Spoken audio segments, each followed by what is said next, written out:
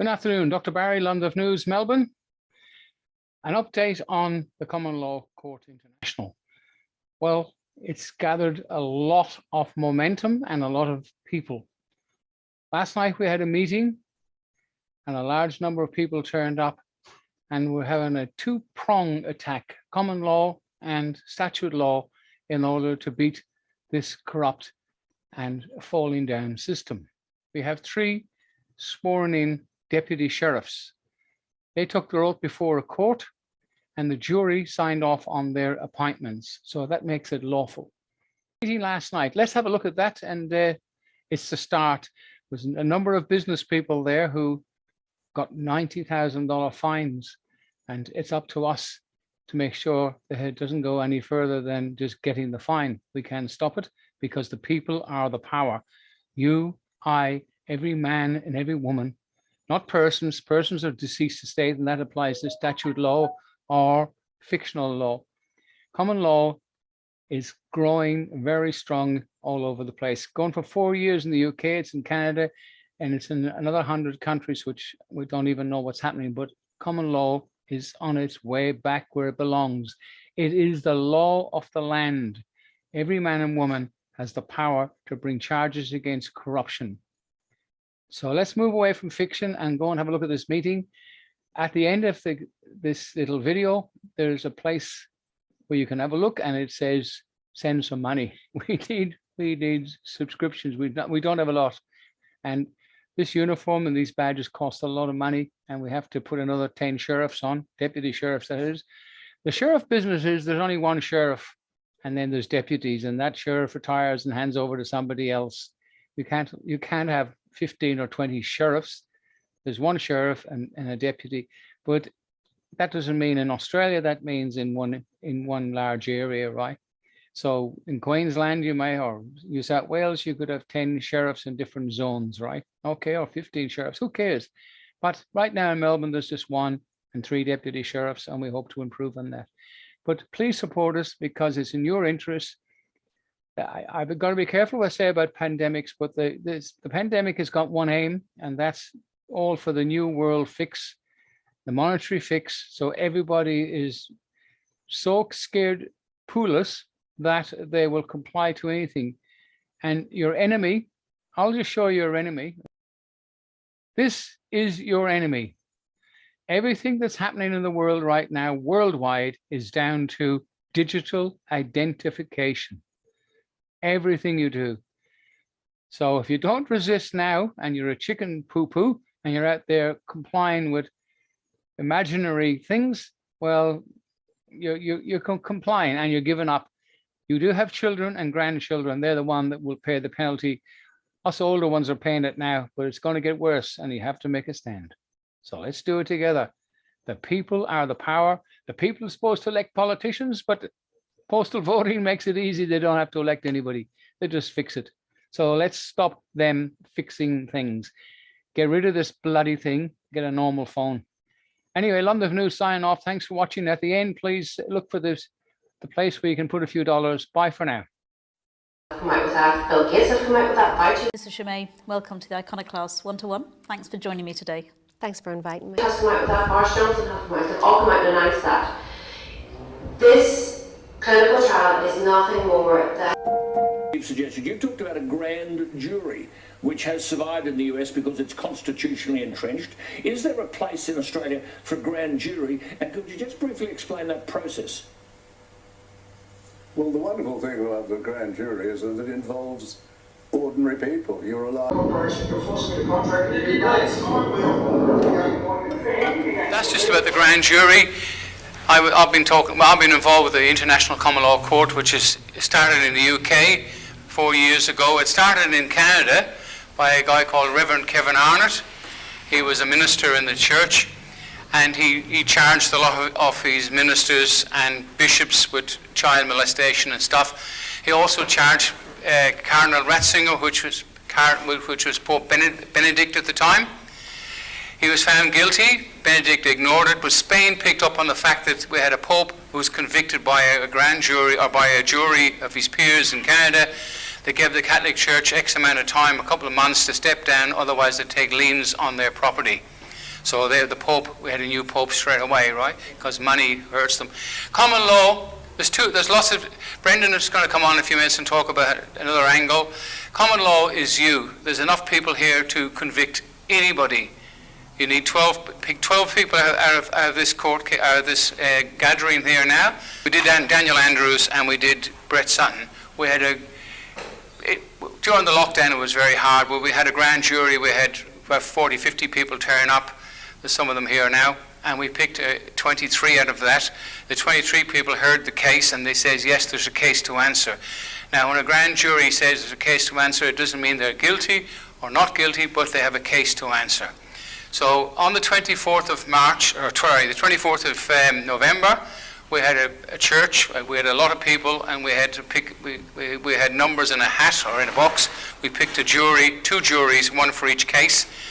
And the jury then, which is, I think the adjudicator is here, they heard the case against Daniel Andrews. Did he commit crimes against the people? Was he involved in genocide and stuff like that? The jury foreman says, yes, we found him guilty. They went out and deliberated on the fines or whatever they were going to do about it. And then Sutton went through the same process. So the people are the power. As that lady says there, it's up to everybody here. We elect politicians. They're supposed to be public servants, but they turn around and they're laughing at us now. There's no government in Australia anymore. We have private corporations. Sutton, Andrews is just the CEO of Fines Victoria. He's owned and controlled by Biden and the Democrats. He's owned. ScoMo can do nothing because he's a private corporation. He cannot interfere with the other corporations. The police are private corporations, the whole country. So you, the people, or we, the people, have the power to take these people in their private capacity. So it's the council is giving you a hard time. You don't go after the council. You can't sue them. But the CEO of the council, when he's charged in his private capacity, he's like the king with no clothes. He has no legs to stand on because we the people, summons him for a mediation. If he doesn't agree and come to some conclusion or doesn't even turn up, he gets a summons to come back to a court of a jury if he's peers of 12. Then a jury is sworn in, a sheriff for the day is sworn in, and two bailiffs, they're sworn in to look after the jury. And then the jury hear the case. No, there are no solicitors, no barristers, nothing. It's just if you have a case against somebody, you're the prosecutor, you can get some help from somebody else, and he has to come, the defendant, and defend himself. He can bring a friend, but he can't talk for him. Then the jury make a decision. Yes, they've injured you, they've caused you harm, and the jury then make a decision on the penalty. So it might be $1,000, $100,000. It could be $1 million. Then we can go after them and take liens on property. But the way we go after politicians and the really big criminals is a grand jury because the people have made a decision. There's a case to answer. Yeah. When you remove someone through this process, because that's what it is, it would inevitably be removing Dan Andrews. There will be another one opening up. Of course, yeah. We'll go after him then. Okay. One at a time. You see, Fines Victoria, by the way, this is something I should tell you about. I forget what month it was way back in the beginning, in this March or May. Sometimes we had a court case in in Narry Warren, in Paul's Church, where we find Fines Victoria, the CEO of Fines Victoria, Craig Howard, in his private capacity. He didn't turn up. With the court case, found him guilty, found him $23,000. We didn't go after the money, but I personally, with somebody else, delivered the summons to his office and they signed for it. They shut the infringement court down. Now, the infringement court was a computer on the 12th floor. They shut it down. Now they're using the magistrate's court, right? So the infringement court is gone. And that was very easy to get out of fines then because we used to ask them, we promise to pay with clean hands and equity all related fines, provided you can provide on a prescribed form, which is a government form, who the magistrate was, who the prosecutor was. Well, there was never one, so they couldn't provide it. And you asked them for a copy of the warrant. There never was a warrant.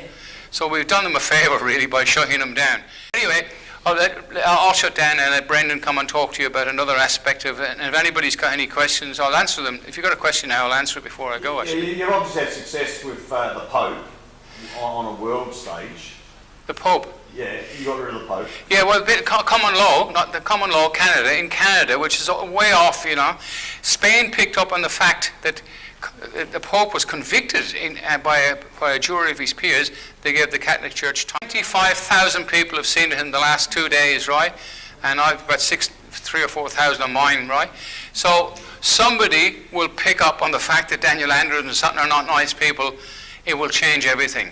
And money changes everything. We just need some big business people to come in, get behind us, and then Andrews is gone, because he cannot sit in the situation as an unfit and proper, I hate the term person, right? Person is a fool, is a deceased estate, right? This animal person can no longer keep that job, or Sutton, because they're being convicted by the people. So somebody will, look, it's gone around the world, it's gone really viral. So somebody or some country will pick up on it, and that will be the end of Andrews. Taking their land, coming onto their land, taking their Yeah, well, the council have convinced, and they've been allowed to convince themselves that they own your property, because if you don't pay your rates, they don't even tell you. They don't have to tell you. They can. There's a friend of Jerry, Brian Shaw's, Jerry Donahue. His friend read in the paper his house is up, or his land was up for sale, and they went and fixed that up. And there's even on my YouTube channel, there's an old chappie up in Queensland. His wife died, and he was 82 or 3, and he didn't know, his wife paid all the bills, and he saw his paper, or his neighbour saw his house up for sale.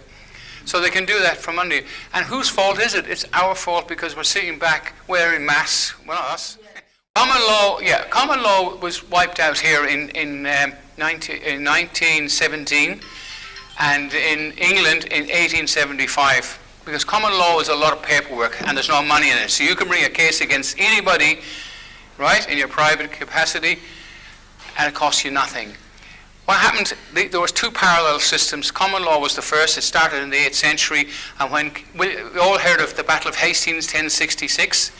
Well, William the Conqueror was a very smart king. He brought in the Jewish population in, which were great bookkeepers and bankers, and they all got chucked out in 1275 or 1235. Remember, England expelled all the Jews, well, because they were money lenders and stuff. None whatsoever, right? Because I didn't volunteer my name, right?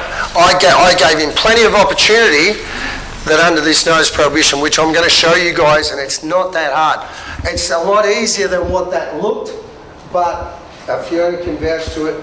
I was shooting bricks, because it was literally seconds before they came up where I decided, well, I've got to give this a crack, because if I don't give it a crack, no one will, all right?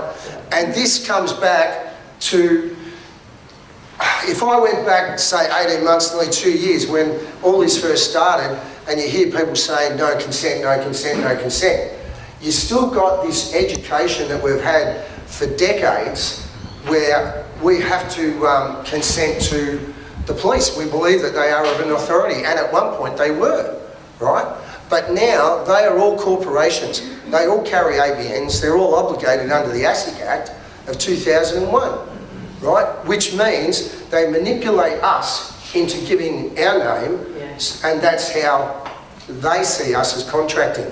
So there is the deception whereby they are corporations pretending to be government entities, right? And they then use that deception so that they contract with us. When we know that, when that penny drops, it's like I run a business and I go to Darren, mate, I'm going to come in and I'm going to do thermal scanning on all your switchboards. I'm going to charge you $2,000 to do it. But Darren doesn't need it, because at the moment the business is vacant. He doesn't need this done. Right? There's hardly any power getting used. But I'm just going to give you an invoice anyway. Now, do you reckon Darren's going to pay it if I just walk up and do that? Of course he's not. Would you? You would? Thanks, well, I'll sort it out on Monday, mate. Do you see what I mean? And it's no different, except they've got a uniform, pretty uniform, some tasers, gun, a few other bits, and you know, some other bangles and trinkets. I'll get some questions in a minute. Right, so what this is, and you should have copies of these guys. Yeah, there's a 3-page document on the table there. There's only did 50 on. Yeah, that's all right, no worries. 50 people, but that's all right. So it's a notice of prohibition, and I don't know if anybody's seen that Dr. Hobart. Yeah. Right? Do you recall on the videos where Dr. Hobart was served a notice of prohibition? Who remembers that? Yep. I can show you some people that have received recent fines, and they've also been served a notice of prohibition.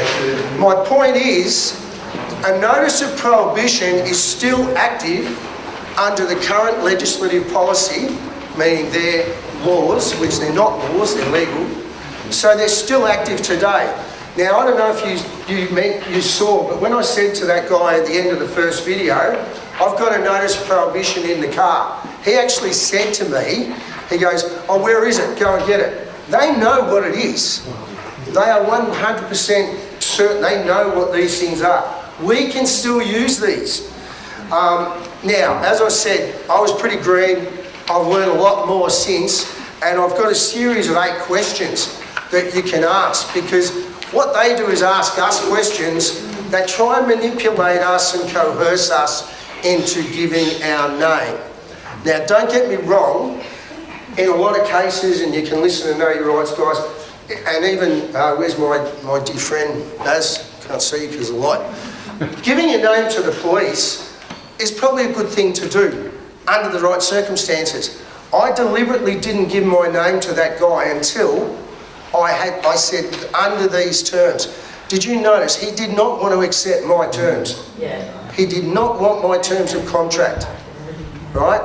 I never got anything else. I did 3 months later do a similar presentation at a place in Upwey, and even though that was more about helping people deal with their court cases and all that sort of stuff, 4 days later I got a phone call from a sergeant of the senior sergeant of the Marine Police. This is 3 months after that incident, and that sergeant said to me, there's a summons out for me, and there's 2 addresses, and only he would know of these 2 locations that I've got access to. And the funny thing is, I said, well, what's the summons for? And he said, failing to give your name. And I said, well, how would you know who to give it to if they allegedly failed to give their name?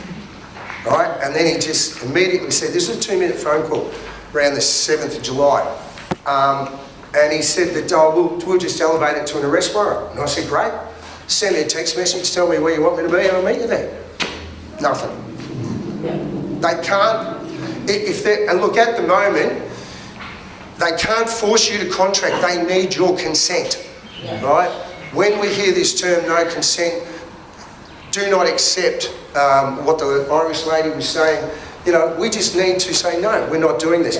This is just a little bit of ammunition that may help you deal with those confrontations, and particularly the authorised officers that are going to come into businesses. If you have a business or a friend that has a business, they're going to walk in there and think that they own this. Well, straight away... Are they going to listen to this though? Sorry? Are they going to listen to this? I don't care whether they do or not. Who cares? Yeah. It doesn't bother me. Does that mean they can't change their structure of their business? Yeah. They're still corporations pretending to be governments. So if an authorised officer come in, I'd say, good morning. Oh, here's another option, depending on the type of business that you got. Because what my goal is we can teach others how to do this. So I want to teach business people how to do this, and then they can teach other people how to do this. Yeah. This ain't that hard, right? This isn't that hard. But the first thing you do, here's one thing, if you've got a business, such as a mechanic business or a service-based business, just put a sign on the door, entry by appointment only. Oh, not a cat. No, well, no, but we could probably try and think of something else and just put anybody that's not a customer has got to make an appointment. Yes. So if they're going to come into your business and chew your time up... Because that's what they do. Middle lunch hour, they come in, I've had heaps of them, and they expect you to drop everything and answer all their questions. Well, I would then try and think of a sign and a terminology that you can do that anybody who's a non-customer must make an appointment first. Representatives by appointment only. Oh, yeah. Yeah, fantastic. So that representatives by appointment. Yep. A representative for the corporation. Okay. We had one on our window as he came in. Yeah, did you enforce it when they came in? Because I would have turned around and said, excuse me, did you not read the sign? Can you please remove yourself from the sign and give us a ring, make an appointment? Right? Okay, But that was just off the side, that's a thought. But you could do it in cafes, reps by appointment only. All right, first of all, you say good morning, how can I help you? They're like, and this is referring to police, by the way, this isn't referring to authorised officers. I mean, it's fairly straightforward. Correct me if I'm wrong, but I assume that you're here representing the Victorian Police, right? Yes, we are. So you're an employee of the Victorian Police. They've just made an admission, because we already know, because I've got the Victorian Police's ABN on that document. Now, this is where people are going to have to do some research themselves, right? If you're confronted by some government or representative from a government department, go and do their ABN. You look them up. Go and do some research. Get some background data on them so that you're prepared. Because most people would have no idea how to deal with this. Now, I've used this on the Victorian Electoral Commission, and I've just recently used it at the City of Port Phillip, the CEO of the City of Port Phillip. Now, the Victorian Electoral Commission just removed the fines. Why'd they remove the fines? Because I actually put them on notice in their private capacity and their hip pocket. So if they move forward, and that's what this is about, so I'll stop digressing. So correct me if I'm wrong, you're Victorian Police. Great, can I get your name, rank, serial number, where you're stationed, note the date and time, right? That's really important. If you can video this, great. If you've got someone to video it for you, even better. Same with authorised officers, if they come in. Under this notice prohibition, you can put them on notice at the point of interaction, right at the very start. And my objective with putting this together, and I'm not taking responsibility of this, I got this from lots of other people over the last nearly almost 2 years, and figured if these are corporations, they were after one thing from us, and that's money, right? And they do it through fear. So if I can stop them getting that money, let alone have the opportunity to reverse it, not only does it reverse the power where we stand, right? It actually, now I'm not doing this to gain money from them, but who knows what will happen down the track. We're all on new territory here. And as Barry's put some things, you've got to look at this whole thing as a scattergun approach. You know, it's like shooting BBs into the air. Well, I shouldn't say a flock of ducks, but don't get me wrong, I'm not out shooting ducks these days, but it's that scattergun effect, because some are going to hit, some are going to miss. But we've got to give it a crack, because we haven't been down this track before. This is the first time we're fighting this war. So, go back to question 3. Okay, now this is the key bit. Once you've established that they're employees of a private corporation, all right? So we've established that, you've got their name, and if it's an authorised officer, try and identify where their office is, where they're based, because you might have to send them an invoice personally to them, so you want to send it to their office, right? So try and get as much information as you can without, do it gently and, you know, be nice.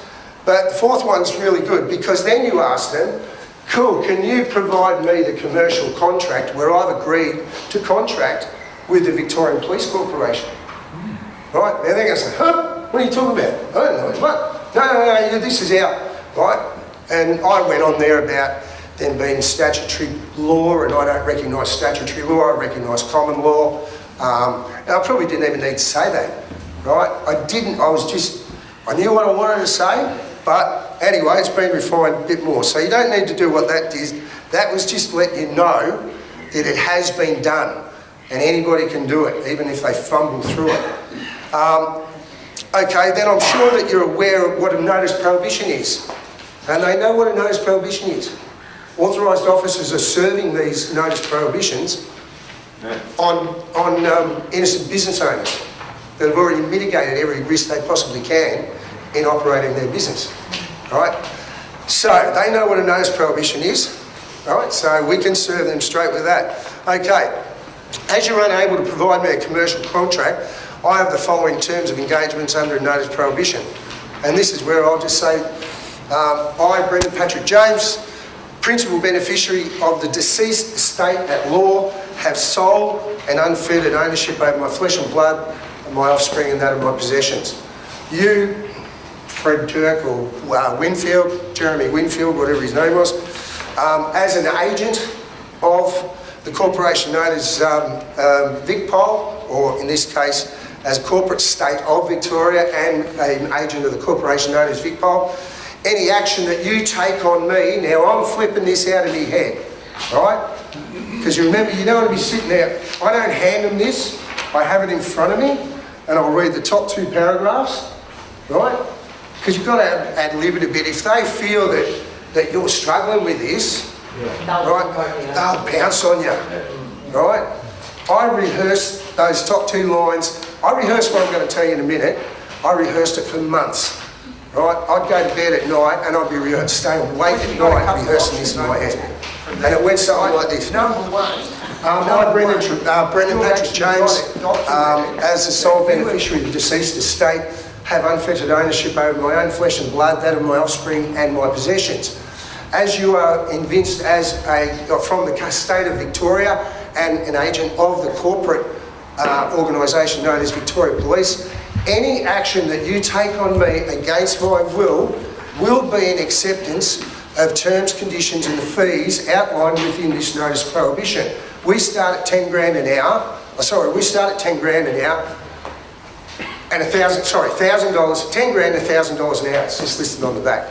Now this will be executed under the Securities Payment Act, so you can say that if you want, you don't have to, but I say this will be executed under the Securities Payment Act personally to you. You'll have 14 days to receipt it. If not received, it will be reflected on your personal credit rating for up to 5 years. Do you understand your terms of engagement? And he'll say, no. The key word there, do you understand?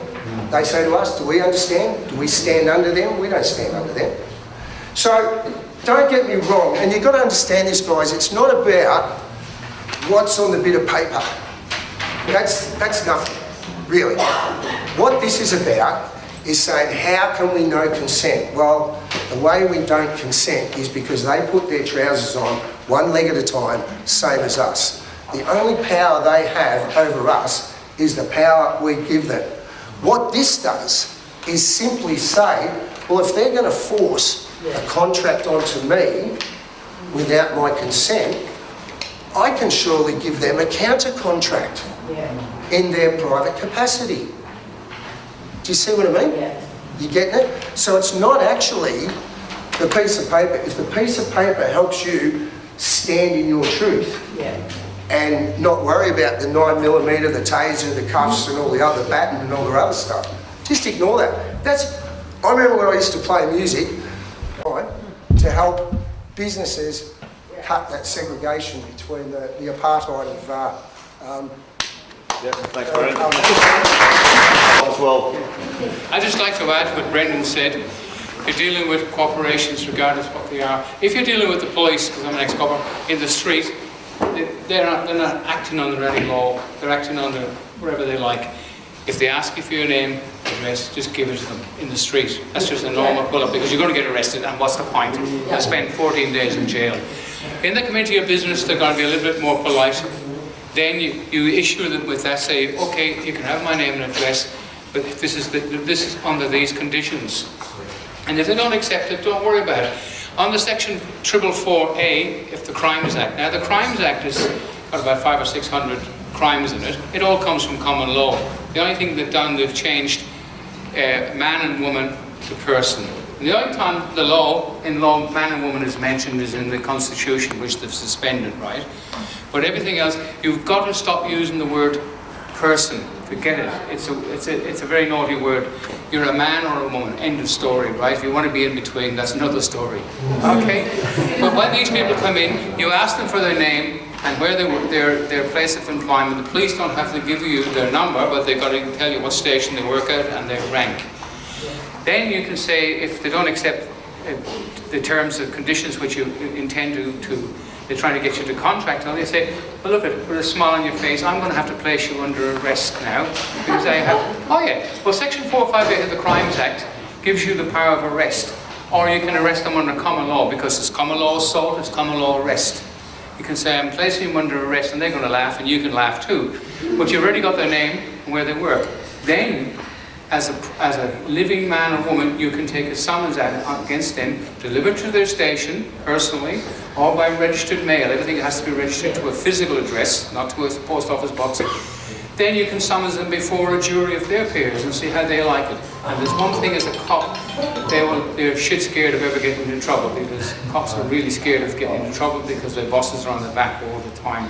There's 2 police forces in Victoria, police command, and the bosses at the top are all worried about their pension, and they're the ones controlling the poor buggers on the street, which most of them have got family in there, they don't want to be involved in it, but they've got pensions and they've got families to feed.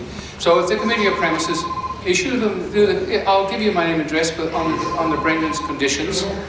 If they don't go along with it, then you can take a summons. You've already got the details. You can issue them with a summons through the Common Law Court, and we're getting bigger every day. Yeah. When they come into a business, they don't really care what your name and address is, because they just send it to your business name, and they already have your address.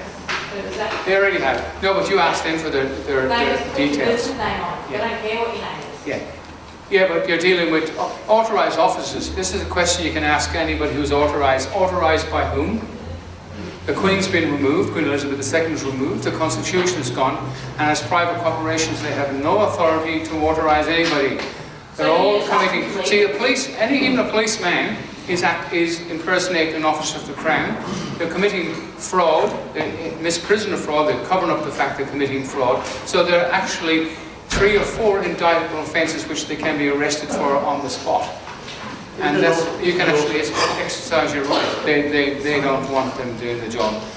So anyway, but be polite. Authorised officers, just ask them who authorised you. So you're a private corporation. How can you? And I am, at this moment in time, this is very important, I am a man or a woman. The reason you don't, if you're in court and you say, I'm a man or a woman, and I'm not a person anymore, it could come up against you when you come for your pension. So you always say in now time, not present time, that's fictional.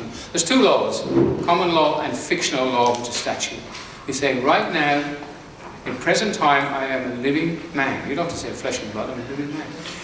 If you can show me anywhere in the law that a man or a woman found committing anything, I will cooperate with you. If they can't. Okay? The stick you got, stop being a person. That's a word you're going to forget. Okay, thanks guys.